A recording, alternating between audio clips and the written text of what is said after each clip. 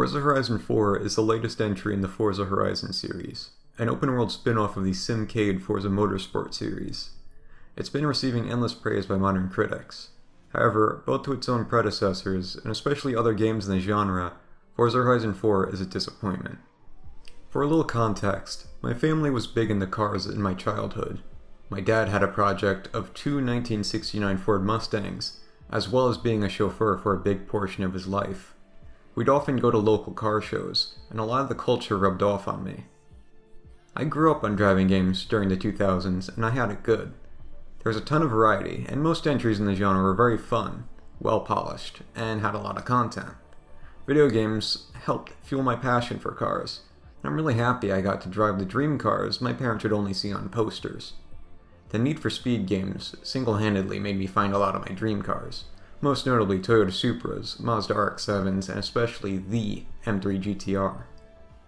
So driving games used to be incredibly popular, right? Why'd they disappear? Well, there's a variety of reasons. Black Box, the developer of what many consider as the golden era of Need for Speed games, was killed off by EA. The reason being that their other very successful franchise, the Skate series, wasn't seen as successful as FIFA. Criterion have mostly been disbanded into a support studio, as well as some members put into a studio called Ghost Games, who now work on the modern Need for Speed titles. Criterion haven't made a true Burnout game in years, and it's mostly been forced into modern Need for Speed, where most of what made Burnout good is absent, and most of what made Need for Speed good is absent as well.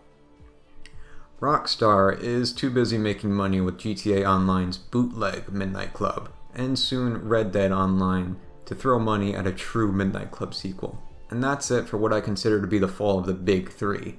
There are some other notable mentions, like Driver and Test Drive Unlimited. Lastly, mainstream interest in cars isn't booming nearly as much as it was in the 2000s. Modern cars have lots of safety regulations and are more difficult to modify than the cars of the early 2000s. However, to say that interest in cars is dead is a lie. People still street race in Japan to keep the culture alive. There are still popular garages actively tuning cars. And the drift scene has become massive with the rise of Formula Drift in the West. Car culture is still around and booming, but it's not in the mainstream spotlight anymore. You'll find that true simulator games where you drive on a track are the most popular racing game nowadays. They're incredibly popular. There are also a variety of arcadey driving games on smartphones that are usually filled with microtransactions. The genre of simcade or arcade open-world driving games is starving for good new games. People still play the classics to this day for good reason. What little new games we get in the genre are usually pretty bad. Forza Horizon 1 was a breath of fresh air in 2012, when the fatigue of the genre not having the spark it used to was setting in. It was a game released by Playground Games, who shares lots of staff with the now defunct Bizarre Creations. You can see the similarities of the skill system in Forza with the kudos system in Project Gotham Racing. Horizon 1 was a great game for the time, though it could have been better. As the series got more sequels, more recognition, and less competition, it feels like the developers forgot what made it so great, and they're not making much of an effort to improve, nor do they have much of a reason to with such little competition.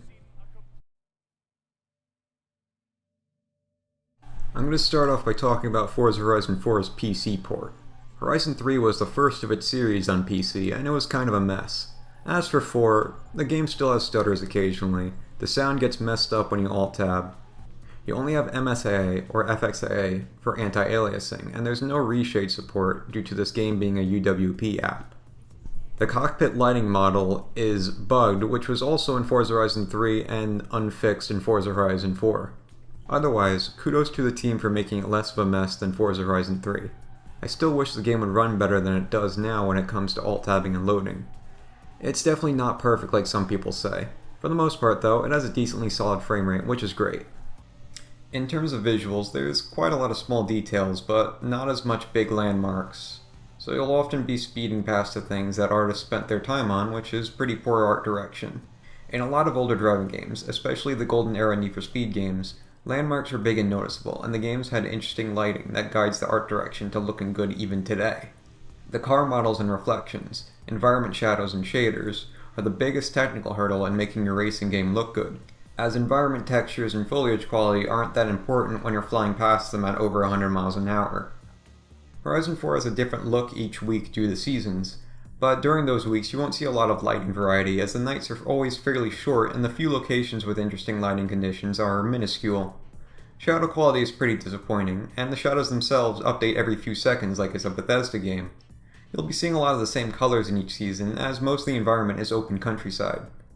There's not a lot of livelihood to the art design, as the world is very, very clean. Even the dirt and car damage is clean. Some of the oldest tricks in the book for giving momentum to a scene, like newspapers being pushed away on sidewalks, flora being impacted by the wind your car is piercing, birds on the ground that fly away as you approach. Horizon 4 has none of this kind of thing, which hurts both the atmosphere and sense of speed. I have a lot to say about the atmosphere or lack thereof, but there's so much to cover it's gonna need its own video. Now, onto the animations and sound. Forza has always struggled with having decent animations on anything that's not a car. The animations are very stiff and feel like you're controlling a robot instead of a human being. The handbrake animation, which was present in Forza Horizon 3, is gone. Shifting gears isn't reflected correctly in the gear lever for both manual and automatic transmissions. Animations for the cars like mufflers vibrating, spoilers and windshield wipers swaying around is ported from Forza Motorsport 7. It's a mixed bag here as these effects often kick in at very low speeds, which results in a cheap feeling to all your cars. The tires move for some reason when you're paused, but not when you're pulling out of the driveway. And sometimes they just do whatever they feel like.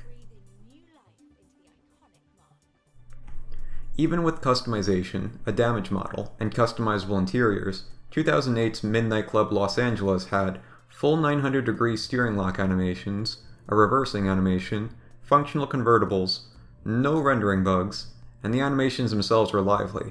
Horizon 4 has none of this 10 years later.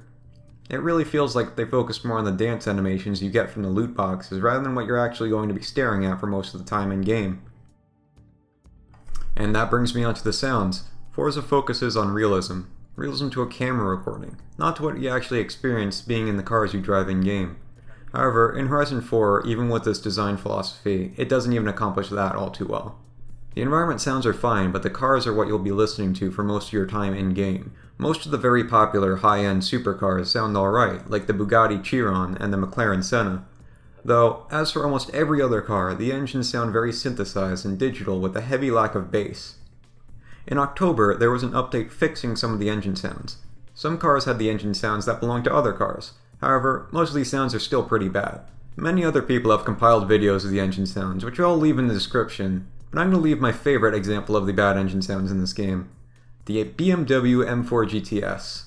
A car that has received an engine sound update, but still sounds awful.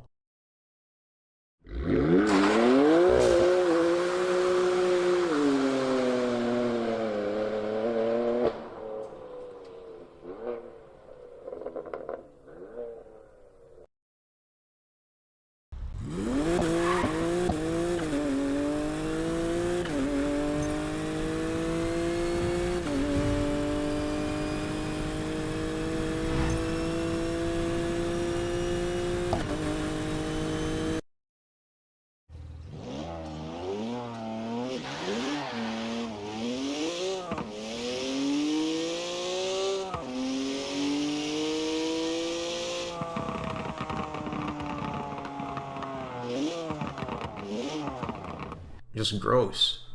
It's generally accepted that the sound quality is lacking, but I personally feel that the sound direction is a major issue as well.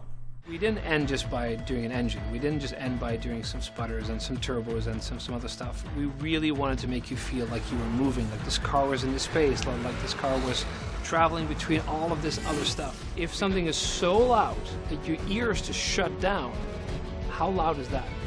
This guy, Charles Deenan, had a heavy hand on the sounds of the original Fallout games, most of the Golden Era Need for Speed games, the Fast and Furious movies themselves, and most amazing of all, Mario Teaches Typing. Anyway, to make things seem really loud, you have to take other sounds away.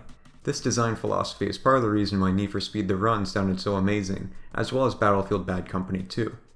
Black Box went to extremes recording the cars used in-game. placing microphones on the things like air intakes, exhausts, firewalls, etc., and they mixed them in such a way that's not necessarily accurate to a pure recording, but definitely made the sensation of driving the cars incredible. The turbos, transmission, and engine notes were all recorded on separate tracks. Using the dev tools, the developers could adjust the levels of each part of the car to their liking. Things like transmission whine was exaggerated, engine noise got a tad louder and a bit distorted when accelerating towards the red line, and backfire just sounded plain awesome, cutting out the engine and transmission whine just a bit to really let it shine.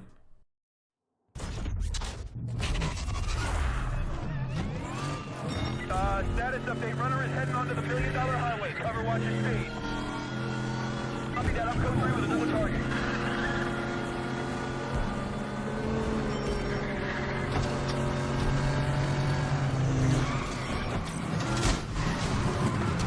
Whoa, watch it. He's braking.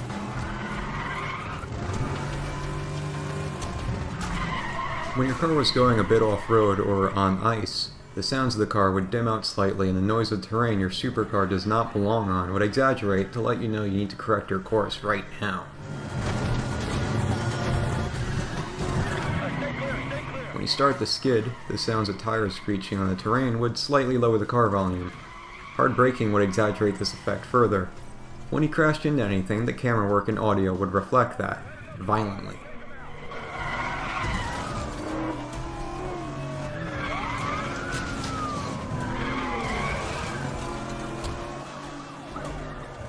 They went so far with the audio design that the music would change depending on what car you were driving. With Forza Horizon being an experience more focused on having a festival vacation with your dream cars, it's criminal how bad the sounds are. The sounds have differed from the Motorsport games, but not in any noticeable ways. When you're in chase camera, it mimics the sound coming from the rear of the car as if there was a microphone hovering under the camera.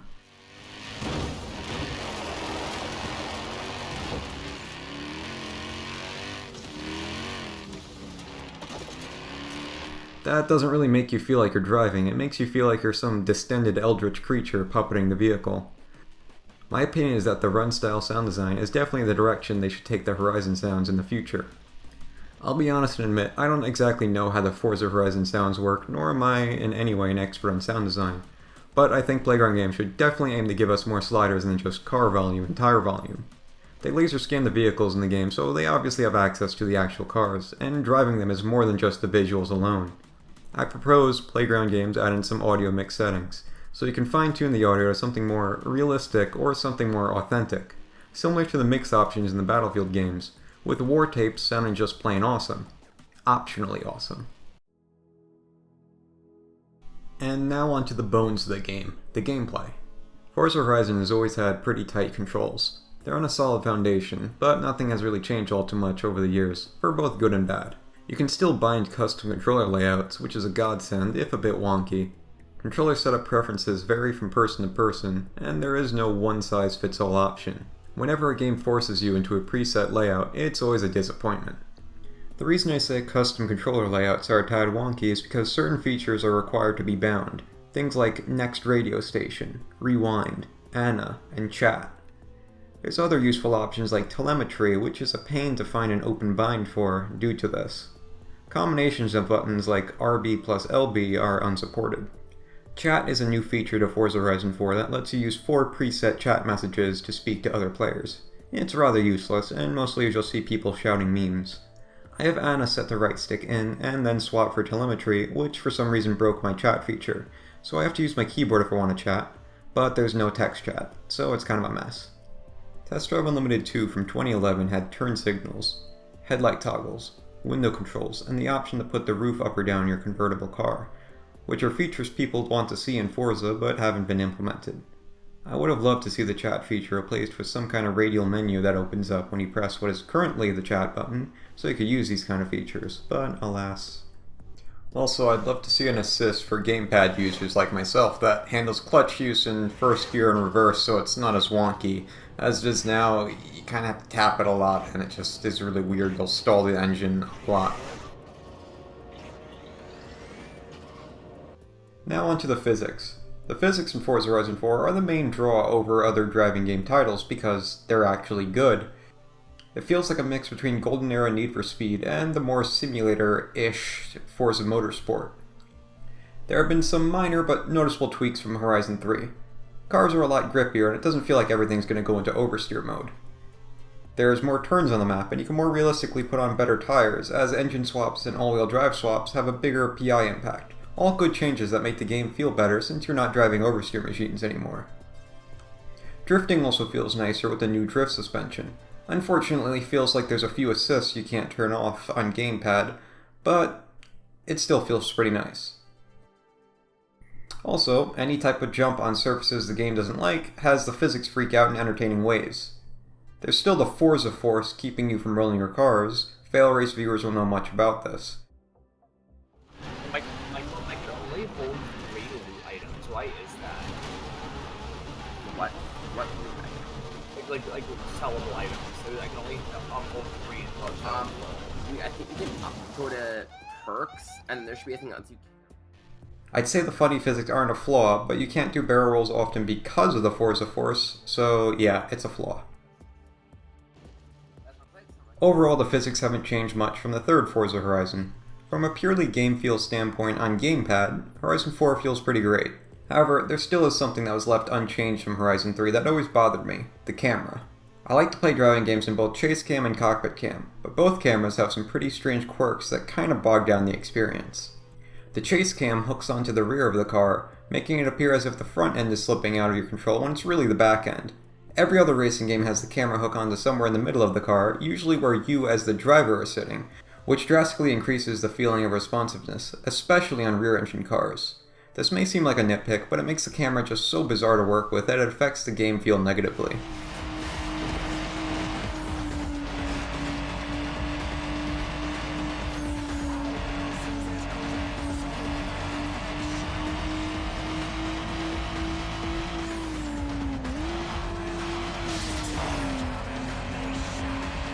Free look is still very wonky and controls like garbage. Looking behind you or to your side, shove your camera into the sides or rear of the vehicle and not simply pivoting your head. It's very jarring. The vehicles have fully modeled interiors, so why can't we admire them when driving like you can in Test Drive Unlimited from 2006?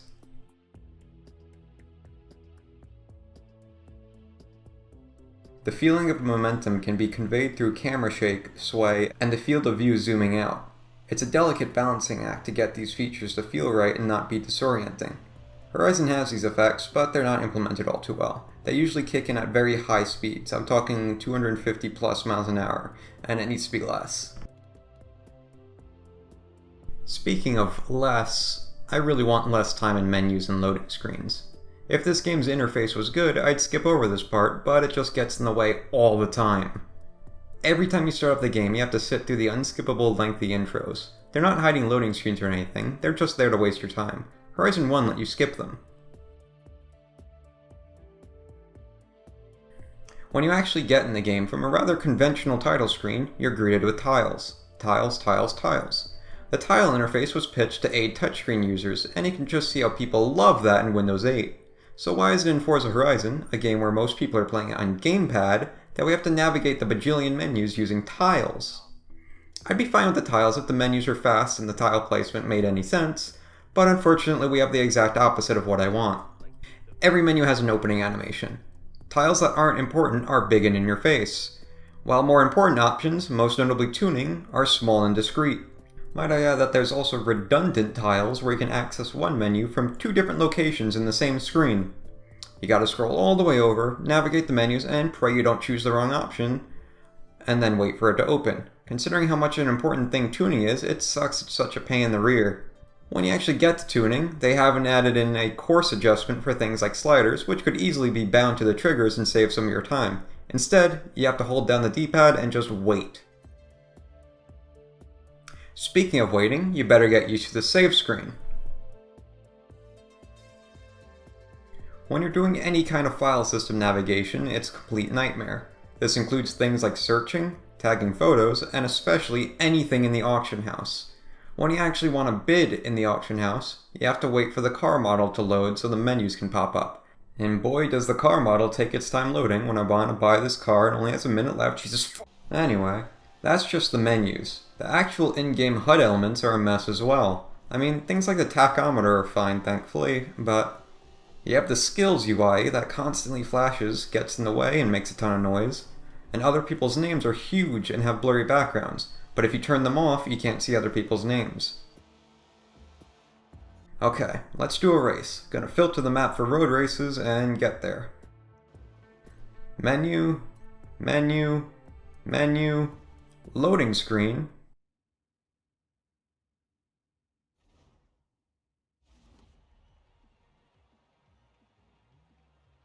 Menu. And there we go.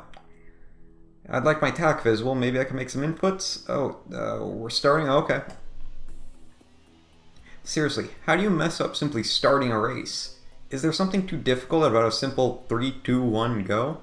Anyway, during the races themselves, I don't like having to look down at the minimap all the time, but using the racing line just kind of sucks the fun out of actually racing in my opinion. Whatever happened to these bad boys?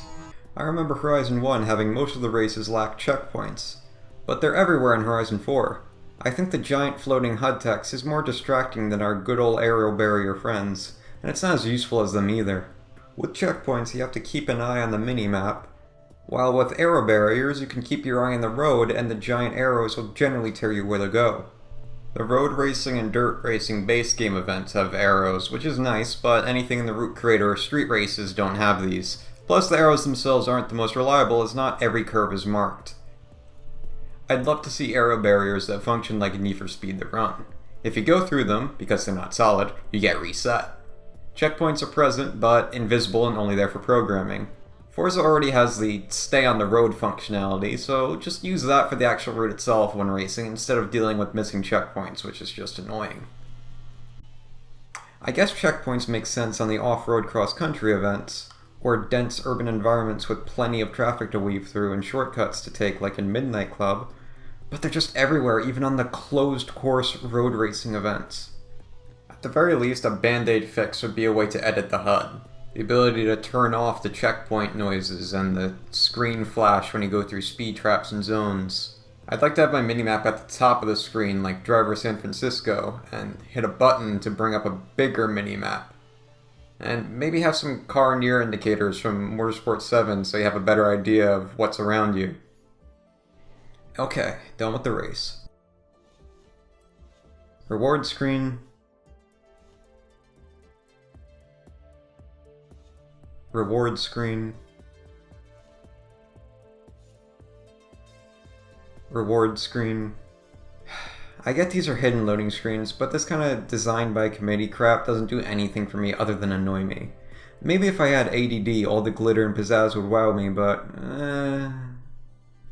Once again, Midnight Club LA in 2008, when you beat the races, you'd have a short reward screen that you could easily skip past in less than a second, and then you'd wait 5 or 10 seconds to be thrown back into the open world seamlessly. Alright, I should mention that the map colors make no sense in this game. Usually in other games you have things like the orange lines are shortcuts or the yellow lines are highways, right? Forza Horizon is trying to say that the orange lines are dirt and these dotted lines are ultra dirt, but then why are some tarmac roads marked this way too? Why are there ultra dirt back roads that go unmarked? It doesn't make any sense. I'm going to talk about the map some more, and this is going to be a giant section, but first I have to explain something. Horizon 4 has 2 modes, Horizon Life for online and Horizon Solo for offline. Online has a lack of traffic as a trade-off for more real players, while Solo has more traffic but also more drivatars, AI based off of your club members and your friends list. Having said that, the map is tied with the physics to being the most important part of a driving game. The key to designing a good open-world driving game map is having the mentality of racetrack first, cohesive world second. Playground games have an interest in straying from any fictional roads in their games, while also removing lots of the interesting roads that exist in reality. I don't know much about the UK's road system, but I'm sure there's more interesting roads than what we got in-game. Horizon 4 has 531 roads. It sounds like a lot, but it's counting every single intersection and every little driveway. It's not really 531 roads. Ever since Horizon 2, The map design has suffered by having big, flat open fields for you to drive through and skip over the actual roads. Keyword being flat. Horizon 4 still has the big open field problem, but it's much less flat overall now, and while it is better, it still has the signature Horizon flaws. The uncanny giant forests with trees that are miles away from each other, the small map size, the lack of roads, and the lack of gameplay variety. Let's start on the tarmac. You won't find as many flat straightaways like in Horizon 3. The roads are generally more curvy and have more elevation changes now. The problem arises when you try to drive around in anything less than the A-class cars. The roads are very wide, long, and any technical sections are built for relatively high speed. There's very little variety. There's a mountain called Glen Rannoch, which I like to call Missed Opportunity, with there only being a few tarmac roads that are still taken at medium speed. On a mountain. You have like 3 true low-speed tarmac switchbacks. One of my lock screens on Windows that was randomly picked by Microsoft had more switchbacks in this game. Tight, curvy canyon roads are one of the best things to drive on in a car. They're the great equalizer where skill matters most. Initial D is an incredibly popular series where the protagonist literally smokes people in much quote-unquote faster cars because he's more skilled. Fujimi Kaido was my favorite track in Motorsport 4, but it's been absent in all the latest Motorsport titles and there's nothing like it in Horizon. The entire fanbase of Toge driving and drifting has almost nothing of the sort in the game. I know that the Fortune Island expansion is going to have tarmac switchbacks, but consider this. They showed the 3 switchbacks in the base game as a selling point, making you think there'll be more. Yeah, that's all there is. Fortune Island might be the same. I'd love to be proven wrong on this though. Nevertheless, putting it all in a paid expansion instead of being integrated in the base game map is, not great. I thought maybe the cities will be more interesting for the lower speed cars, but unfortunately the cities have always been crappy in the Horizon games. While Edinburgh looks pretty for a bit, it's kinda boring. Most of the roads are either circles or 90-degree turns. You can get away with this kind of city design if your map is designed like Midnight Club, where there is visually distinct districts, tons of traffic, shortcuts through sewers, storm drains, underground tunnels, over and through buildings that effectively double the road count. Midnight Club's handling model was designed for sharp turns. The e-brake in those games was insane. But Forza's handling model doesn't mesh well with a bunch of sharp 90-degree turns being the majority of roads in a big city that doesn't have interesting shortcuts or dense traffic to weave through. Speaking of traffic, let's go on a tangent. In Midnight Club 3 Dub Edition's Detroit in 2005, the traffic signal's timing could be thrown off by stopping on one of the bridges. For example, if the light turns yellow, it can be held yellow by staying on the bridge. It can cause huge traffic jams, which was insane. Midnight Club LA in 2008 had different traffic levels depending on the time of day, with light traffic at night and the most heavy traffic appearing in the evenings. Driving through public areas would have pedestrians who were walking around, who could call the police on you when you drove near them. Forza Horizon 4 in 2018 doesn't even have functional stoplights 4 games into the series.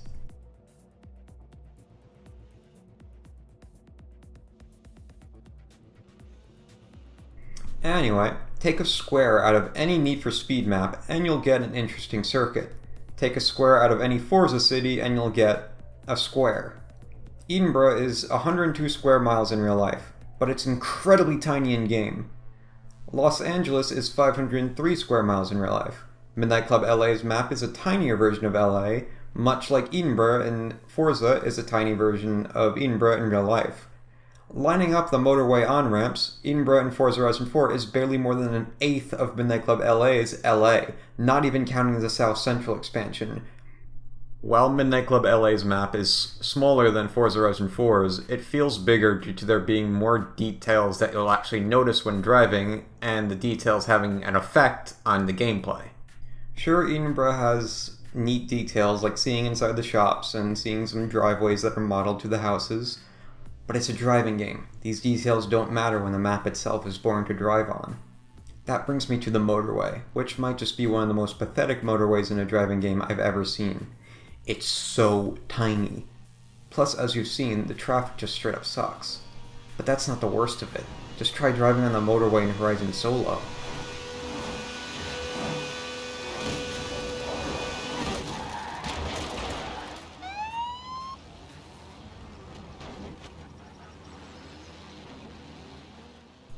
So, yeah, with Horizon 4's tarmac, you better enjoy A-Class and up, because that's the only way you'll find enjoyment from this game's map.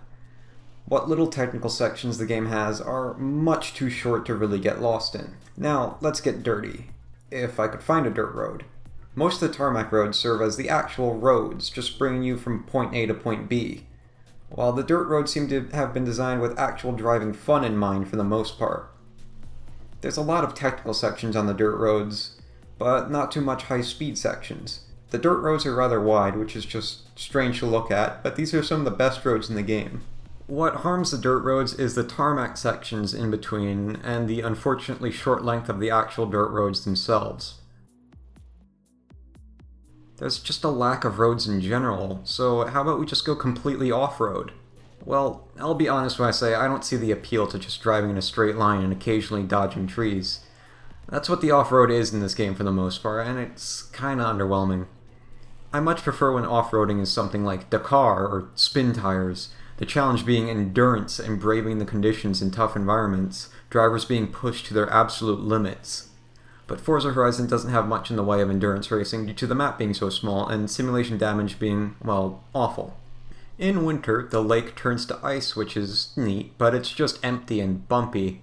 You can't exactly use it like salt flats for drag racing because you don't have any traction. And there's nothing interesting for you to do in an off-road vehicle. It's really just a method of getting the winter barn find and that's it. Lastly, we have the game's landmark locations, things like the quarry, the rail yard, the old airport. I don't know what the appeal is in the quarry. It's not exactly a stunt course and it's pretty small in general. However, the surrounding dirt roads there are actually pretty decent. The rail yard could have been a neat Gymkhana area if it was bigger and had more solid ground. The old airport is tiny, and all the cool drift areas can get destroyed by other players. Mortimer Gardens is okay, but it's not really that interesting. Mudkicker's Adventure Park is pretty neat, but again, very small. Bamberg Castle is cute, but very small and just weird to drive on unless you're in an off-road vehicle. There's also the festival site, which looks pretty, but it's very small, and there's also a funny thing where the drag strip just leads into a forest, so if you actually drag race there, you just die. See the pattern here? Things being too small and boring? You can't get lost in the drive when it takes 5 minutes to get from one end of the map to the other. Everything's so samey, even the visuals themselves, due to a lack of different biomes, so to speak. I hate having to wait each week to actually add a different look to the game, because during each season, all parts of the map look pretty much the same. It wouldn't be so bad if the roads were more varied and interesting, have the landmark areas be larger, but the small details we get in exchange just suck. We don't even have any gas stations, parking garages, or car washes. Hey, that might be why the map sucks, because how are we even maintaining our cars? Now, maybe Need for Speed Payback wasn't so bad in retrospect. If you look at it as a Forza Horizon game, that game's map kinda did Forza Horizon better than Forza Horizon. Don't get me wrong, that game's map for a Need for Speed map was kinda bad. Anyway, each biome was visually distinct and had interesting roads. The open spaces and off-road sections had more thought put into them than, well, none. Okay, except the desert. The city was small, but at least had some interesting roads, details, use of verticality, an alleyway and driveway sections. The motorway goes across the entire map, and the landmarks are interesting to drive around. The construction site in the city was pretty fun, technical, and vertical. Then again,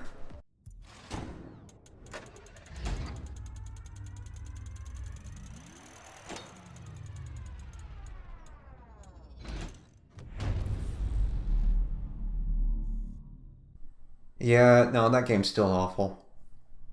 The way to go for Forza Horizon map is a real country with real landmarks and a few interesting road replicas. However, the vast majority of roads would be like fictional, so they're fun first and foremost. Size should be somewhere between like Test Drive Unlimited and any Golden Era Need for Speed map, with the vast majority of the map being roads. The landmarks need to be way more impressive and bigger. We need to have less pathetic motorways with more interesting junctions, have some cool bridges on them too. You know, beltways around the cities. Street junctions that are more than just cross-shaped four-ways or roundabouts. way more slow back-to-back technical sections all around. Steeper elevation changes. The motorway should be the area that's mostly flat. There needs to be more cities, big and small. All need to be bigger and more vertical than they are currently, connected by vast open roads. There needs to be a good amount of space between the cities, and those roads will be where you get the top speed records. The cities need alleyways, parking garages, construction sites, empty storm drains, harbors, ports, suburbs, inspiration from Midnight Club or Need for Speed. Have the mountains have tarmac roads with lots of tunnels, steep elevation changes that are very challenging or simply impossible to go off-road. Have different parts of the map that actually look different. Have some roads that are actually difficult. Maybe even have functional gas stations and car washes like Test Drive Unlimited from 2006.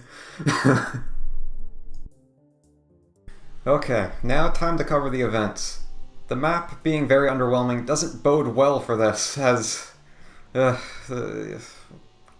I know people are going to say Forza Horizon isn't a racing game, it's a driving game, but that's an excuse for poor variety and a crappy map for driving.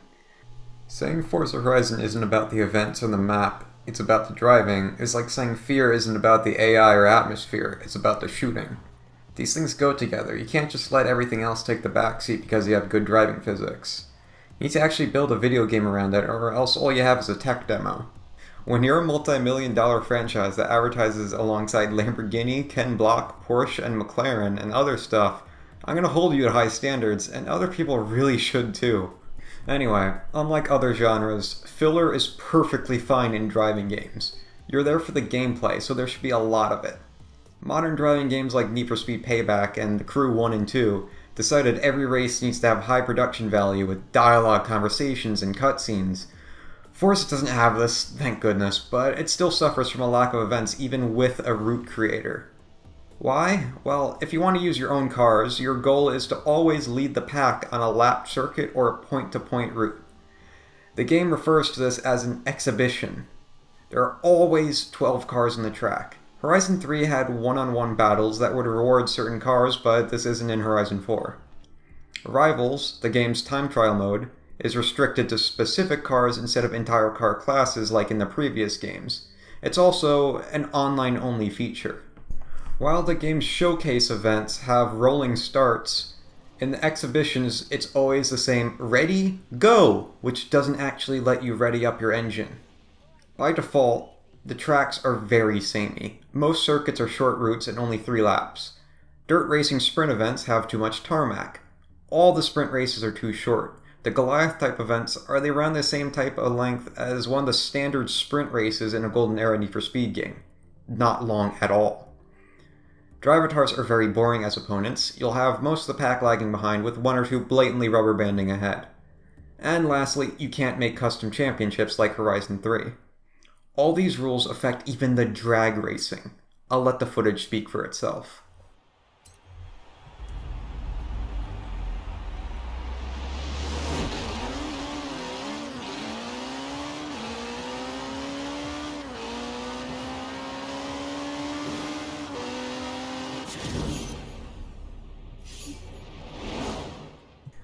Look, I don't even like drag racing all that much, but this is pathetic. There's no heating up your tires or multiple sets, it's literally just a reskin point-to-point race. They're so committed to every event handling the exact same way that the starting lights present in the open world are just deleted in the actual events. It's the most iconic thing about drag racing, the good old Christmas tree, and it's just completely gone. If you notice the footage in the background, Motorsport 7 recently had an update which added a proper drag racing mode. Due to what I call the Destiny effect, where games are on a schedule, important updates to one title might be absent in the next, Horizon 4, of course, lacks this mode. However, from what I've seen, Motorsport 7's drag racing mode still doesn't come close to Need for Speed Pro Street's drag racing mode from 2007. You had a minigame to heat up your tires at the beginning, and the actual races were best of 3. Not just one race then you're done. Anyway, back to Forza Horizon 4. There are only 70 exhibitions in the game, and trust me, by driving game standards, that's not a lot. Event start locations are big on the map to make it seem like there's more content, but you can't reverse the routes, which would easily double the amount of events. Midnight Club LA has more than 60 missions. The missions have objectives like win 10 races, which were all different races. It had tons of content, but here we are in 2018. Can't have that. Most Golden Era Need for Speed games are also chock full of content and a variety of modes. Carbon was my favorite when it came to the sheer amount of variety in one game. In Carbon, the standard races could range from just one other car on the track up to 20. It wasn't all just point-to-point or circuit racing either. You had Speed Trap, where speed traps are littered on the route and you record your speed as you fly past them. Whoever has the most speed at the end of the race wins, with whoever is leading the pack having a bonus to their score. Or Toll Booth, the time is constantly tickling down, and passing through Toll Booth on the route add time. Or Canyon Races, the most awesome events in the game which follow actual Toge racing rules. As well as the game having functional, distinct drift and drag racing modes, and even in-depth police chases that they weren't as fantastic as most wanted, but I digress. Project Gotham Racing, might I remind you, many of these devs now work on Forza Horizon, also had interesting modes. Overtake, where there's a ton of slower cars on the track and you have to overtake a certain amount of them before the time runs out. Cone Challenges, where you have to drive through very narrow cones with high precision. Time versus Kudos, where doing skill pauses the very short timer. If the timer ends, you lose. You have to get to the end of the route to win. Playground Games is partnered with Ken Block, Hoonigan, and Formula Drift, but we have no Gymkhana mode or Drift mode. With this tiny amount of samey content, the well dries up very quick. Custom routes don't save it due to AI always acting the exact same way, and it always having to be a circuit race or a point-to-point race. There are what Playground Games called PR stunts littered across the map. Things like speed zones, speed traps, drift zones, and danger signs, which are just big jumps. New to Horizon 4 is the speed and drift zones having the traffic ghost when you're in them, so you don't have to worry about crashing into them. Some of the seasons have their own specific goals, like extra distance on jumps in winter, or higher speed on speed zones in summer. However, everything else that matters remains unchanged, unfortunately. There are still blatant cheaters on the leaderboards with no anti-cheat. The leaderboards themselves are only per PR stunt with no extra modifiers. By simply adding more leaderboards based on your car class, what drivetrain your car is, what season it is, what the weather is like, where you start, uphill or downhill. This could easily quintuple the amount of things to chase. As it is, you just build a lightweight all-wheel drive rally car with a ton of power in S2 class, and have one of the many hypercars in the game that the game will toss you through the wheel spins, and you can 3-star everything, and then you're done and there's no reason to keep doing them. Wait, but the drift zones would at least still be a challenge, right? Don't you need rear-wheel drive to drift, you say? Well, despite it being a pretty well-accepted thing in the drifting community that all-wheel drive drifting isn't real drifting, it's by far the easiest way to 3-star all the drift zones using an all-wheel drive car. The way drift zones work is that you just need to be speeding at an angle to gain points. Speed is more important than angle. Half of the drift zones are on dirt. So the way to score big in drift zones is to power slide in a high-powered all-wheel drive car. In reality, drifting competitions are usually only on tarmac and have things called clipping points and zones, areas you'll need to drift near to score big. Angle and fluidity are what the judges are looking for. Having minimal steering corrections as you slide near the walls and apexes at a good speed is the key to winning. Speed is important as well, of course, but it's not the main factor. Playground Games are partnered with Formula Drift, but none of this stuff is seen in-game.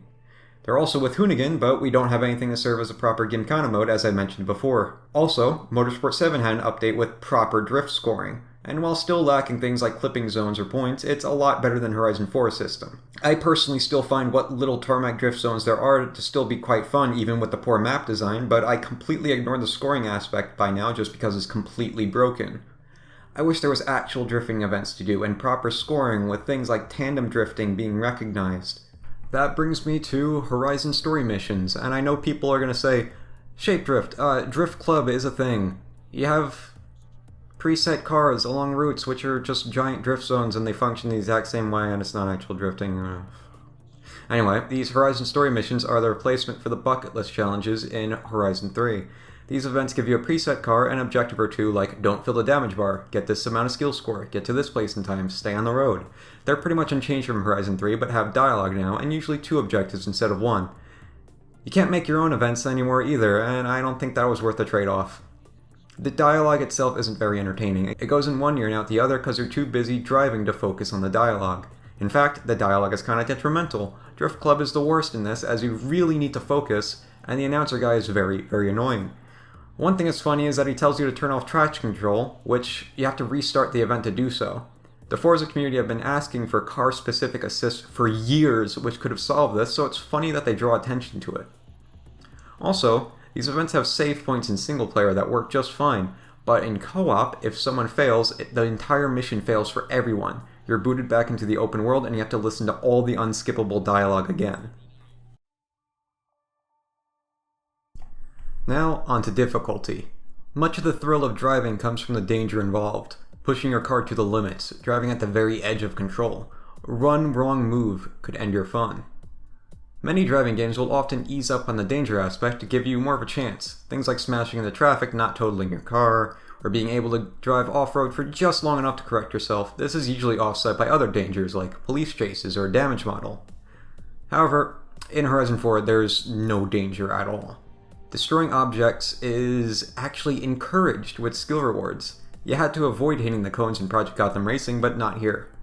Guardrails are easily destroyed by a lightweight supercar at 60 miles an hour.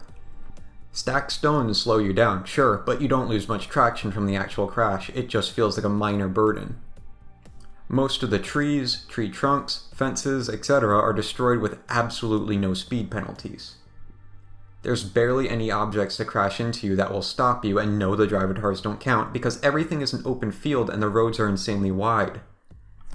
You can wall ride and face no loss to your speed at all. This was fixed in Motorsport 7 by making you stick to the walls and losing lots of speed, but this is absent in Horizon 4.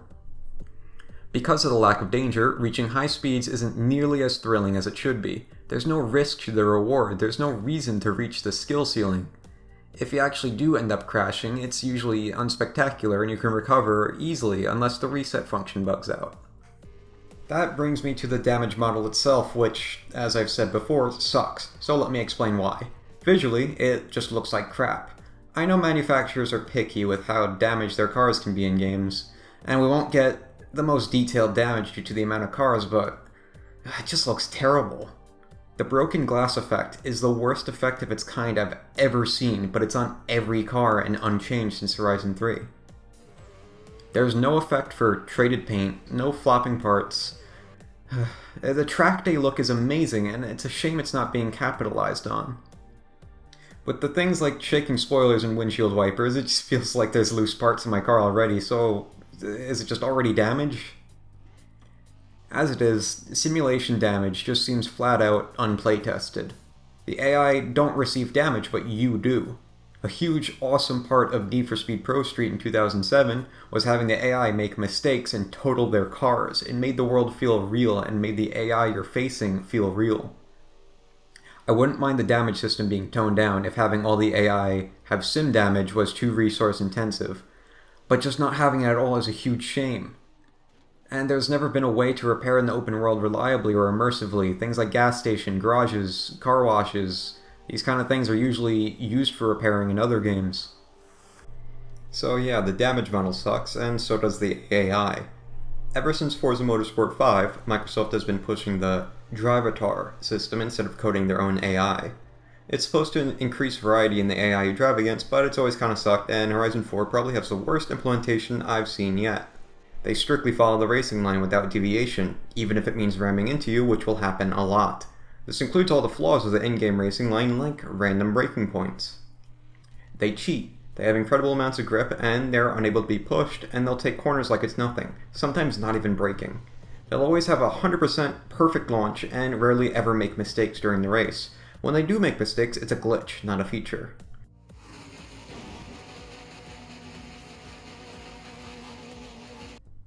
Midnight Club's AI was at least honest when they cheated. Go, we hit it. 3, 2, 1, go.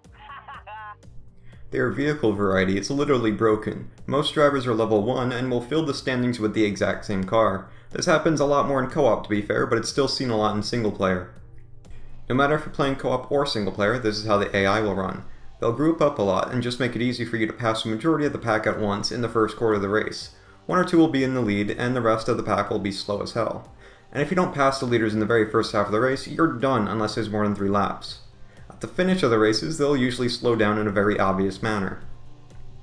Every race feels the same because the AI will always act the exact same way and there's no variety in the events themselves. How do we go from Midnight Club's insane custom route races with AI that would dodge traffic and find their own routes with their own driving styles, or Most Wanted's incredibly detailed and effective police AI, to this? Literally the cockroaches from Half-Life are as advanced as the Dravatars.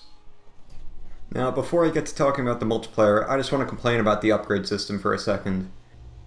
All-wheel drive and engine swapping don't affect PI as much as they should. It's better than Horizon 3, but all-wheel drive swaps are still super lightweight, and you just straight up need it to go on dirt roads reliably. Rear-wheel drive feels overly exaggerated stock, requiring lots of tuning to feel right. Lateral G can't be held as easy as all-wheel drive without using aero. Races by default are nowhere near long enough for rear-wheel drive to benefit. If you use rear-wheel drive, everyone will just zoom ahead of you if you're using all-wheel drive at launch, and you'll just lag behind. When every car gets engine swapped and all-wheel drive swapped, every car sounds the same, feels the same, and loses their original personalities. Also, one last thing is, I don't get why Forza Horizon games have less PI classes than the Motorsport games. Motorsport and Horizon have E to A, and then Motorsport specifically has P, R, S, and X afterwards. Horizon only has S1, S2, and X after, which creates big performance gaps and hurts the game's balancing. Okay, now on to multiplayer. It's a huge dumpster fire, I don't even know where to start. Midnight Club LA, 2008. Developers placed great emphasis on the elimination of loading screens, stating that the player could literally jump from career mode to an online race in under 10 seconds. Races could start in a multiplayer cruise with minimal menu navigation. Forza Horizon 4, 2018. You're not getting into an online race in less than a few minutes, sometimes up to half an hour. You gotta go through the menus too, and when you are in an online race, enjoy the loading screens between each race. As for PvP, everything is team-based, even ranked. You need to have 12 players to start, no more, no less. So just trying to start a race, and there's no keyword searchable public lobbies like in Horizon 1, so you can do what you want with like-minded people. There's also no way to race the types of races you want to race either. You want to do street races? Screw you, buddy. You're doing cross-country.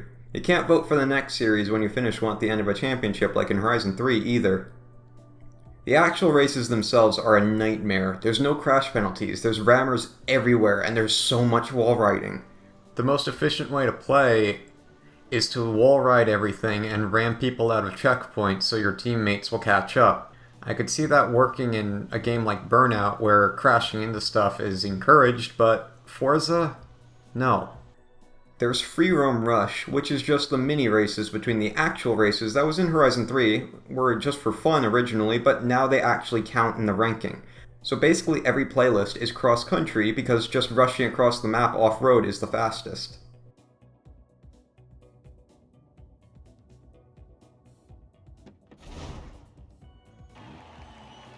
This is Free Roam Rush. Get to the finish line by any route you can. You'll need a good sense of direction and maybe a little strategy as well.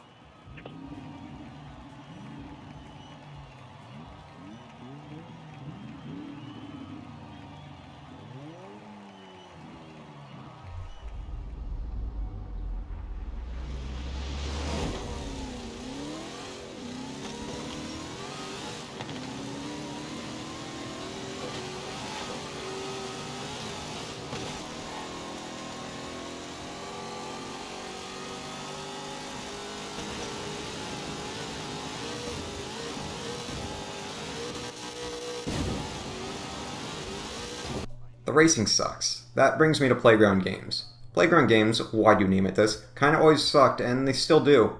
Midnight Club's Playground game style multiplayer events are a big portion of the map at high speeds and are really fun, and there's power-ups. Forza's maps are tiny, at low speeds, and are infuriating because the physics aren't meant for this. I'm going to display my suggestion for how the multiplayer experience should be. There's also co-op like in Horizon 3, but it's a bit wonkier.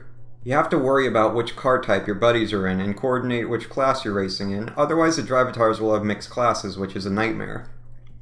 If your buddies accept an invite and don't have the right car, they can't back out of the selection screen. There's no basic lobbies or ready up or just anything. It's join, you have half a minute to choose, and you can't back out. I think it's the S one. Yeah. When I started reading it out, you said it was the right one. I'm sorry if I messed up. When you actually start racing, it's just a mess. The AI has so much desync, it's not even funny. The rubber banding goes completely nuts. It's the complete opposite of fun. Speaking of the opposite of fun, let's talk about the progression.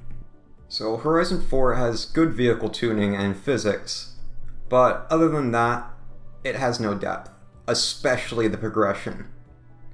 Horizon 3 had awful progression as well, so I got VIP in 4 knowing it won't change much. If it's bad, maybe I could skip most of the grind at least.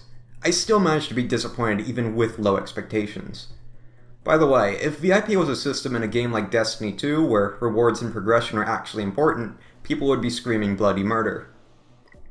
As soon as I got to choose a freaking Group B rally car as an intro to the dirt racing series, it just cemented that the days of working your way up from a dingy old Volkswagen Corrado, the first Horizon game starter car, are gone. Anyway, you don't even need to win races to progress in this game. Everything's just a participation award. You don't get anything extra for actually winning besides a meager amount of credits. You just grind the same few events to unlock more events of that type. Dirt races unlock more dirt races. Street races unlock more street races. Speed zones unlock more speed zones, etc. It's an attempt to let you progress as you wish, but ultimately leads to you binging on similar events, which kills the variety. And more events pop up quickly as you progress, and then the well dries up really fast. Again, there's only 70 exhibitions. Ever since Horizon 2, the game considers wheel spins as the primary rewards. You get these wheel spins every time you level up, and leveling up is super easy. Nothing screams modern video games more than spinning the RNG wheel with flashy visuals designed by a board committee to get you addicted. This practice sucks. Even though it's free in Forza Horizon 4, it's ruined the progression, and there's no sense of pride and accomplishment for what you get. Instead of earning or buying the cars primarily, most of the cars you'll obtain are from these random loot boxes. It removes any thought or excitement. It makes getting new cars less exciting because you're thrown new cars every minute. Forza Edition cars are the only thing worth it about the wheel spins, being exclusive to them or the auction house. In a lot of cases, these cars are just superior to their stock counterparts, even when both are completely unupgraded at the same PI level. Once you get most of the stupid clothing items, those items are then replaced with small credits rewards. It's possible to just get 15,000 CR from a super wheel spin, the same reward you'll get from doing any race. The whole loot box craze has never felt exciting to me because I see right through it. So the end of race reward screen actually pisses me off more than anything. It's a hidden loading screen, but it won't let you skip if you load faster than the rewards can display. The wheel spins can't be skipped in these either, and those do not hide loading time. You can confirm this by going on co-op, having someone earn a wheel spin while you are sent back into the open world waiting for them. The repetition of loading and reward screen songs actually make me hate the songs themselves too. Midnight Club LA in 2008 let you back into the open world after the finish line within 10 seconds. I just want to play the video game. Stop wasting my time. As for other rewards you'll earn by playing, there's a few cars which is good, but you don't really earn them by doing a challenging race or anything like that. You just grind the same events until you rank up enough to unlock them. You do have to 3-star the Horizon Stories and PR stunts though, but the rewards for those are underwhelming to say the least. The other rewards you'll earn are clothes and chat messages. Yep. The game considers you being able to say, "I missed a checkpoint," as a reward.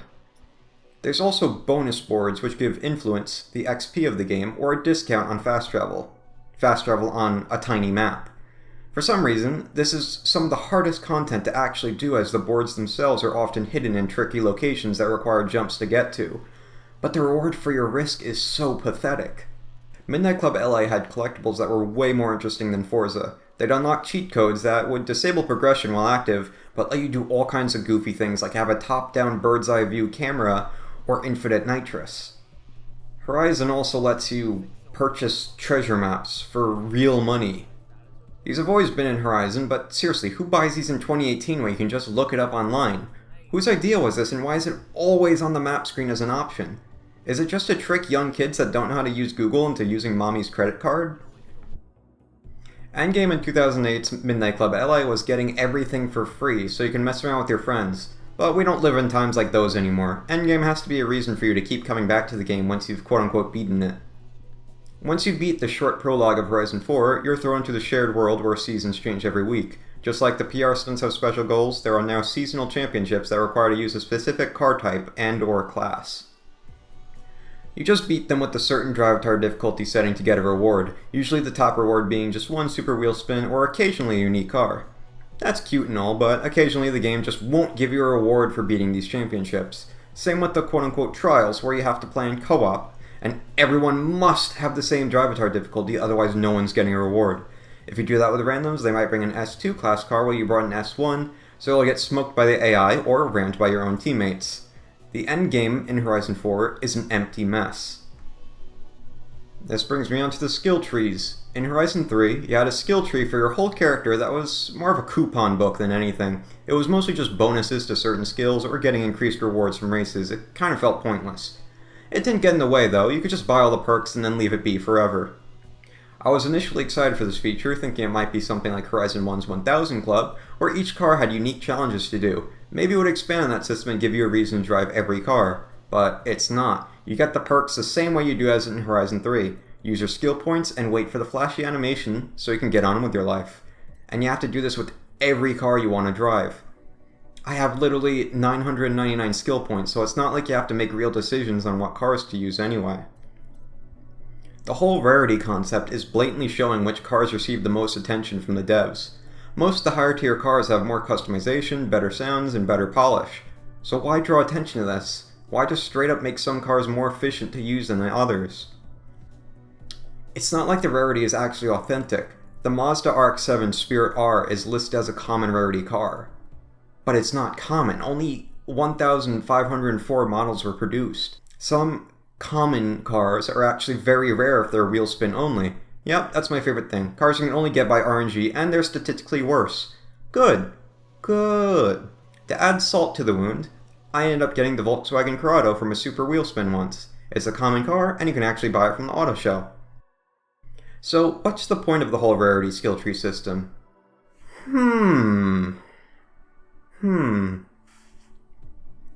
This studio is supposed to be making a new RPG, a Fable game, but they have proven they do not know how to do progression at all. Now, onto the cars. They're the star of the show, or at least they should be. Toyota, Mitsubishi, and Tesla are absent. Nothing Microsoft can do about that, so I don't hold it against them. It sucks my favorite car, the Toyota Supra, is absent though. If they end up getting licensing back and it's paid DLC, I'll be a bit miffed. Anyway, there's a lot of cars. Carlos could be a bit better though. We have race-spec rally cars, Dakar trucks, racing trucks, but none of the actual tarmac racing cars from Motorsport 7. It's not like manufacturers don't allow it. Look at the Crew. There's lots of cars gone from older Forza games. Things like the special tuner cars from Motorsport 4, like the top secret 0-300 Supra, and the Silvia, and the Nissan Mine Skyline R34 and R32, or the HKS Evo, the Honda Mugen Civic and Integra. Part of me wonders if we get Toyota in, or Mitsubishi in, using these pre-tuned cars or race cars. We already have their race trucks in terms of Toyota. Special edition cars like the Subaru Impreza S204 or the M3 E92 GTS, as well as the BMW M3 GTR street and race cars from Motorsport 4 or Horizon 1. The entire Rolls-Royce lineup from Horizon 3 and Motorsport 7 is just completely absent in Horizon 4. There's also some others that are listed on screen. There's also a lack of goofy old concept cars like the Ford GT90, the Chrysler ME412, the Mazda Ferrari. The absolute worst part about the car list, though, is having no first-gen Renault Twingo. One thing to know is that the game doesn't tell you that some cars need to be unlocked, and you'll need to resort to online documents to tell where you can get them. For example, the Skyline R34 isn't in the auto show, it's unlocked by doing street races. The M3 E46 isn't in the auto show either, it's unlocked by doing drift zones. If I made the game, I'd show all the cars in the auto show, but put locks over them depending on if you need to unlock it. The locks would tell you where you need to go to unlock them, like Most Wanted from 2005. Locks are removed once you get one, so you can buy multiple, but maybe for pretty high prices. There's also some weird oddities. The Koenigsegg Regera's sound, driving, and exhaust pipe location, and its doors, for example. Lots of cars don't have authentic stats. Like LaFerrari should be 949 horsepower and 3,494 pounds.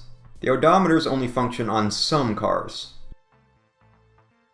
Some cars just have the wrong headlights. The Griglia has halogens when in real life it has HIDs. And the 2002 Lotus Elise, well,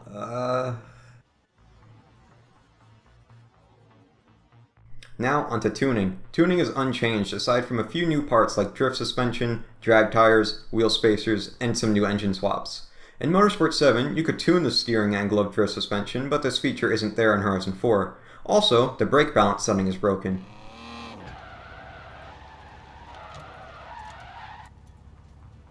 I've said this before, but the highest tier modified cars will always have the same engine sounds because of the lack of variety in engine swaps. Even if it's goofy, we should be able to make more power out of the lower tier engines. Things like more than just single or twin turbos. There was also nitrous in Horizon 2 that was never seen again. You also still can't tune the ECU or forced induction like you can in Need for Speed Underground 2 from 2004. Nor are there any rim sorting options like that same game. Also, with different seasons requiring different setups, season-specific tunes should have been an obvious thing to implement, but you can't. In fact, changing car setups before the game is gone now. Underground 2 in 2004 let you change tunes per race type, but not Forza in 2018. As for visual customization, Midnight Club 3 in 2005 had a decently sized car list for the time. Cars like exotics and certain antiques had somewhat limited visual customization, but tuners had insane visual customization. Horizon 4 in 2018 has a big car list for the time. Tuners have some visual customization, most cars have none. I know with the amount of cars Forza has, we won't get as much customization as Midnight Club or modern Need for Speed. However, we could have so much more if the developers cared. Simple things like changing spoiler models could do a lot for customization.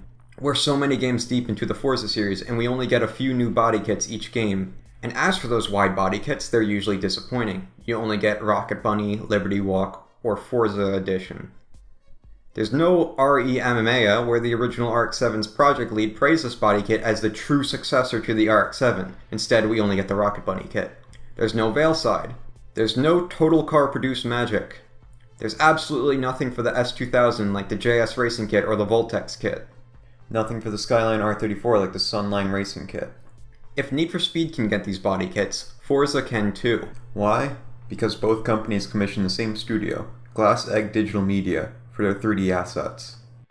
Pretty much everything Forza made is super ugly, especially the aero. The fact that it's essential on a lot of cars is just awful. All other bumper options or spoilers are statistically useless for both PI cost and tuning. It's a complete waste. Every digital McLaren F1 that installs the Forza wing and not the LM wing kills a kitten. The Forza made body kits usually look pretty butt ugly. At least for the Horizon games, aero, rims, track width, and wheel spacers should all be cosmetic. The track width should be adjustable on every car, not just a select few. The aero upgrades are already stock, tunable, or none. The rim upgrades are usually stock or various levels of decreased weight. You should be able to change the look of these parts in the design booth and change the stats of them in the performance tuning booth, not only the performance tuning booth. An easy way to do this would have it in the design booth with cosmetics split into categories: stock for manufacturer options, aftermarket for aftermarket parts specific to the car, and Forza for universal bits that can be applied to all the cars in the game. You should also be able to toggle the visibility of roll cages as well. But if they want cosmetic stuff to stay stat-based, why not go above and beyond and give us a wind tunnel, custom body kits, like Need for Speed Pro Street from 2007? There's also a ton of little touches they could have added, like weight reduction could be a visible thing where you take out passenger seats and audio equipment and the like it shows in the icons. You could replace the dash cluster with a racing tack, which could customize the model and colors. Drift suspension could have added an extended handbrake in the certain cars that can use it. Adding forced induction could have put a boost gauge in the car, which could customize the model and colors like you could with the dash cluster. And this is a little thing, but rim upgrades say you need to buy a new rim to unlock rim size. But the option's still available if you have stock rims, so it looks like a thing they forgot to change, and that's kind of funny. Like Test Drive Unlimited and The Crew, you could have manufacturer options. This would be things like interior color, manufacturer rims, change the transmission of the car, like the M3 E46 from having paddles to that sweet 8 shifter. And also, trim levels. It would be a good solution by changing the various body bits to different manufacturer parts on things like the RX-7 and Skyline. You wouldn't have to have a gazillion Skylines like in Gran Turismo if you could just change the body bits. I'm going to list a bunch of customization options that just involve changing the universal models, or changing shaders, or adding lights, or just changing values. Multiple styles of fictional wings and a width-height slider for them. Attached to the same point as the Forza Aero does, just a different model. Per-car horns. Per-car license plates and backgrounds and frames for them. Tire lettering. Colored or tinted head and tail lights. Different rims on the front and back like Need for Speed Pro Street, along with rims added in Motorsport 7 that are gone in Horizon 4. Colored tire smoke. Underglow. There's also some other stuff that could be added, which not as much effort as new body kits. Things like X-tape over glass lights, LED head or tail light swaps, interior pieces like dice on the rearview mirror, bobbleheads on the dashboard, different steering wheels, aftermarket gauges with customizable colors, changing the seats and coloring them, interior lighting colors in neon, handbrake model and color, plastic windows or window nets, different wing mirrors, different exhaust tips, grille lighting, air suspension. I certainly don't mind if some cars have more customization than others. It's already the case right now. As long as it's in depth, I'll be happy. But it's not. It's just pathetic how little has been added as the series went on. Which brings me to the livery editor, a feature unchanged from Forza Motorsport 4. There was some tiny improvements to creating vinyls in Motorsport 7, like favoriting colors, flipping vinyl groups, and improved mirroring, all of which is absent in Horizon 4. Also compared to Motorsport 7, the liveries themselves look awful. A lot of the cars in both games have broken UV maps, too. Here's a list of things you still can't paint several games to the Forza series, but you can in Midnight Club LA, which is around 10 years old now. Brake calipers. No, red doesn't make you stop faster, Playground games. Rims on the back, different from rims on the front. Also, separate areas of the rims. The interior. The stock Hoonigan Porsche has a gaudy red interior that I'd love to change. The trims, chrome bits, etc. And exhaust tips. Here's some Forza specific things that you can't paint either. The gaudy red tow hook on Forza Aero, the canards on Forza Aero, and the mount of the Forza wing. There's still simple things that people have been asking for that haven't been implemented for years now. The devs are stupidly stingy about allowing people to import pictures, so that seems off the table, but they refuse to give us some better tools, things like a shape editor like a legit vector editing program, a brush tool, a projection tool, a negative space cookie cutter tool. Nintendo made a whole game based around that. There's also no window decals, which are already in the game on certain cars. Interior decals as well. All the paint options that you have for painting the car itself should be unlocked for each individual vinyl. Need for Speed 2015 and Payback have this. Also, glow paint should be a thing. Almost all the car packs from the other Forza games have had big sponsors like Logitech, Smoking Tire, Alpine Stars, Rockstar Energy, Samsung QLED tied to their names. Their logos are lacking or absent entirely in the livery editor. Why not have us be able to make in black and white, or color them too, like Need for Speed 2015 or Payback? Speaking of logos, that brings me to file sharing. File sharing is a nightmare. Design locking and tune locking don't have any option to unlock them, which is dumb. You can't open source anything. Why do I have to make sponsor stickers myself if I want to share my design? Is it worth flooding the storefront with a gazillion different Speed Hunter stickers? If you let people share, people could then change the colors in the stickers instead of the community publishers having to create different variants that might not be the color someone wanted. As well as this, there could just be one accurate logo instead of a billion inaccurate logos. This also applies to tunes. Open sourcing a tune would allow people to make improvements to one really good one. But instead, they're all locked. Also, there's still no folders or file system improvements so many games into the series. Customization is super important in car games, and Forza could be so much better. You might think I'm complaining about car customization in vain, but consider this. Turn 10 and Playground Games decide to add character customization instead of more car customization in their car games. So this feature has designs by the same people that brought you Forza Aero. The player models are ugly and just ported from Horizon 3. You can't change any part about them. I'm a short-haired white Italian dude, so I have no representation in this video game. All the clothing options are butt ugly. None of the driver gear from Motorsport 7 is present, or really anything car driving related at all. Any helmets you get to hide your ugly face are removed when you're in the car. There's no normal sunglasses or driving gloves or just regular clothes. But we do have epic Mei chicken suits. Dab, dab, dab. You don't get to go to a store and buy clothing for your character like Test Drive Unlimited. Instead, you have to focus your pride and accomplishment on the loot boxes. The characters also have pretty bland personality. They all share the same awful animations when driving and don't have anything special about them. Need for Speed Most Wanted's literally faceless protagonist model, who had the same model as everyone else in the game, had more personality. This feature was only implemented to be microtransaction bait. After Motorsport 7 received so much flack for its microtransactions, they removed the actual transactions for the system in Horizon 4, but left them in to the game's dismay. You can still see how it was built for money. The wheel spins are literally slot machines. You're not earning anything, you're spinning a wheel. The characters are awkwardly shoved into the random parts of the game like loading screens and victory screens, because otherwise they wouldn't have a purpose to make you want to customize them. You see, it's not about expressing yourself. It's about wanting to make the forced in-game representation of you less ugly. That shouldn't be the end goal as you as the player, but Horizon 4 wants it to be. As much as I hate to say it, Need for Speed Payback-style vanity items would have been preferred to getting crappy glitter skirts for my ugly character. Imagine instead of custom-fitting clothes to the player models individually, we got custom-fitted aftermarket visual parts to the cars in this car game about the cars. Feel my pain now? I almost forgot about this feature because houses in this game are so boring. They're just new fast travel points you need to buy, up until a house that gives you fast travel anywhere. Even then, they're just for perks and livery editor lighting.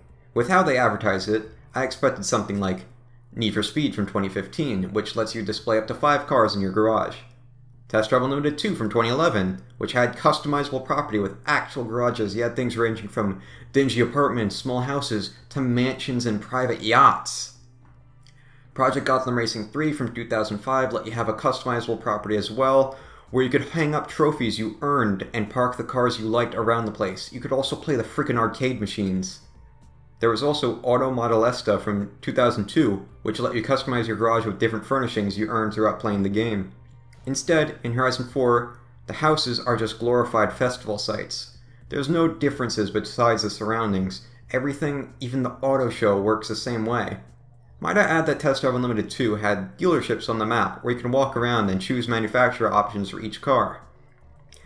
Look, I know it's not the most important feature, but it's just so half-baked for a back-of-the-box feature. If it was better, the feeling of collecting cars would be more satisfying than just icons on a menu. Besides, people like to customize things and make homes. Look at all the amazing things people made with Fallout 4's limited settlement builder. Also limited is the route creator added in a recent update. You can make a route from any predetermined start location. But first, let me do some comparisons. Midnight Club 3, Burnout Paradise, and Midnight Club LA had route creators that function nearly the exact same way, though they let you choose a start location. Midnight Club LA specifically allowed you to zoom out into a bird's eye view of the map and place checkpoints hand by hand, or drive and drop them, as well as being able to edit the checkpoints individually. Gran Turismo 6, not even an open world game, had a full-on track creator. Not an editor, a creator. Forza Horizon 4 in 2018 has a route creator finally added 4 games in. It's incredibly limited in functionality and sharing options as well. This route editor is not a revolutionary feature. All open world driving games should have this. Horizon should have had it in 2012. Literally Halo's Forge mode from a shooter game does more interesting things when it comes to making races. Why is this genre regressing so much? Okay, there still is a few new features to like any racing game. Kind of. Forzathon Live is an hourly event where up to 12 players group up to reach a goal. You earn Forzathon points, which can be used on rewards in the Forzathon shop. The Forzathon shop's stock changes weekly. It's like Burnout Paradise's free burn challenges mixed with Destiny public events. I thought this feature would be a cool idea, because it's new, but its execution is lacking. A lot of the events can be cheesed super easily and it gets repetitive and boring. Everyone is ghosted and it just feels disjointed. You can also very blatantly see the blimp disappear from event to event. It's just the same model from Horizon 3 after all. I think taking more inspiration from Destiny's public events and Burnout Paradise's free burn challenges is the way to go for the future of this feature. The free burn challenges in Burnout Paradise had interesting goals like having everyone getting onto a specific platform or doing high-speed parallel parking. Destiny's heroic public event system could be implemented into this, like a standard goal being earning drift score, but you can get a heroic goal by doing tandem drifts, which will score you extra points in the end. There are also Forzathon weekly and daily challenges, because now every game needs those. The daily challenges are boring, and the weekly challenges are infuriating. Most of the time it's just, earn this amount of skill score in this type of car, but the skill score will be incredibly high. That wouldn't be a problem if the game didn't randomly reset your progress every now and then. The Forzathon shop itself is pretty half-baked. There's no way to buy multiples of cars, so nobody's going to want to sell them on the auction house. Once they're gone, they're gone. And it's not like they're unicorn cars, like, why was the 2019 Porsche GT3 an exclusive car? Just all in all, this feature needs a redo. I bet you thought I saved the best feature for last, huh? Well, I don't really have anything good to say about the game's main new selling point. In Horizon 4, every season changes the world around you, with each bringing its own unique beauty and unique gameplay. Seasons change everything, except they don't, not really. Winter's the only season with a big difference. Autumn has some leaves you can slip on, spring has more rain, summer is dry. They really focus their marketing efforts hard on this, but it's nothing more than a gimmick. We have an unlimited budget festival focused on cars that controls the weather each week. Maybe they could pave some of the dirt roads in summer and autumn to give tarmac junkies their fix. Winter could make the paved roads tighter, so using lower class cars would be more fun. We could have separate leaderboards for each event depending on the season. But we have nothing like that. I can applaud the effort that went into making the map 4 times over, but to quote Jeff Goldblum, Yeah, but your scientists were so preoccupied with whether or not they could, they didn't stop to think if they should. I'd have just preferred a larger map with different map biomes instead of different seasons. As it is now, everything looks very samey each week.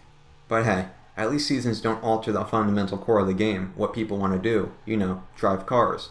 Unlike a certain Crew 2 with its boats and planes. In closing, modern driving games need to find a niche and stick to it. I don't think Playground Games realizes how much of an audience they're missing when it comes to catering to the street racing and drifting crowd. Not everyone who's into cars is purely into track racing. We have such a solid foundation that hasn't been utilized properly for years. Horizon could truly blow people's minds if given the right direction. But right now, Forza has so many terrible aspects that other games could do so much better. The Forza team pretends to respect their community by saying the map was made with drifting in mind, or they can progress through the game by just painting or tuning, but these are all half-baked promises. All Forza Horizon has going for it is the occasional pretty graphics that get old and will be outdated due to the lack of atmosphere, a big car list, and having good physics. But there's no niche that it's trying to fill. It's stretched out too thin. The car list is too big for there to be impressive customization, damage, sounds, etc. The map is too small to satisfy tarmac drivers or rally drivers, and it's too boring for off-roading. With Playground Games trying to make the game ultra-accessible, they keep lowering the skill ceiling and the rewards for reaching it, making the whole game an unfulfilling experience. Midnight Club LA was criticized for being too difficult, but Forza is way too easy. I feel if we had another surge of racing game popularity, Forza would be forced to up its game. Yeah, you can say Forza Horizon is a bi-yearly franchise, so it won't be the most polished thing in existence. But Black Box had way more passion and creativity even when being burdened by a yearly release schedule. Every game was different. Playground Games have been rehashing the same game since Horizon 2 on a bi-yearly release schedule. Need for Speed could get a grip and double down on customization and car culture, a legal street racing atmosphere. Then again, EA still owns the rights, so it'll probably always be disappointing. Meh. Rockstar's pretty bad when it comes to business, but maybe if they bring back Midnight Club, it might at least have a solid single player. The Crew can make its map better and focus more on the long endurance races and be a cool successor to Test Drive Unlimited, but no one asked for boats and planes and more dialogue, but we got that instead. Test Drive Unlimited 2 had casinos to earn money, the auction house wasn't rigged towards high-ranked tuners, painters, VIP users. There was 2 friggin' maps with an airport connecting them, and the maps were huge with a lot of interesting roads. On top of other comparisons I've made in review, there was also some semblance of progression. Playground Games is way bigger than Eden Games, so can't you guys do better? I mean, props to not making this always online or adding boats and planes or something, but this entry's just kinda disappointing. Playground Games needs to stop with the wheel spin garbage and look into actually how to do progression and content in a driving game. Considering they're going to be making an RPG soon, I can only imagine it'll fall flat if they don't learn. saying this again, but I've purposely skipped out on talking about the atmosphere and writing. I have so much to talk about with that for modern driving games in general and not just Forza. It's going to be its own video, so stay tuned. The lack of atmosphere and good writing doesn't bode well for Fable 4. Right now, the Forza teams don't respect their fanbase enough. Criticism gets you banned and silenced on the Forza forums. I just want my favorite genre, open-world driving games, to stop sucking and return to their glory days. When everyone out there is saying Horizon 4 is as good as Witcher 3, I just shake my head in disappointment. I hope my rambling helped explain the issues people like myself have with the Forza games in comparison to the golden era of open-world driving games. There's a reason people are disappointed, and I want to shed light on it. I'll be making more shorter videos in the future, so thanks for watching.